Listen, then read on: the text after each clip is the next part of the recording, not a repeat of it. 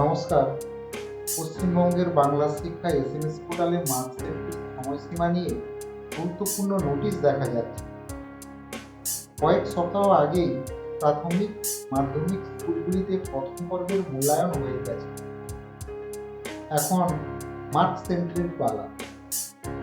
Notice অনুযায়ী প্রথম পর্বের ফর্মেটিভ সহ পুরো মার্চ 15ই জুন 2026 তারিখের মধ্যে এন্ট্রি করে ফেলতে হবে। কাজটি সময় মতো না করলে লক হয়ে যাবে, আর এন্ট্রি করা যাবে না। সেই রকম দ্বিতীয় পর্ব 15ই অক্টোবর 2026 তারিখের মধ্যে, আর তৃতীয় পর্ব 31শে ডিসেম্বর 2026 তারিখের মধ্যে এন্ট্রি করে দিতে হবে। হয়তো বিদ্যালয় বা জেলা অনুযায়ী তারিখ আলাদা আলাদা হতে পারে। আপনার বিদ্যালয়ের জন্য একই তারিখ কিনা কমেন্টে জানাতে পারেন। সকলে ভালো ও সুস্থ থাকবেন। ধন্যবাদ।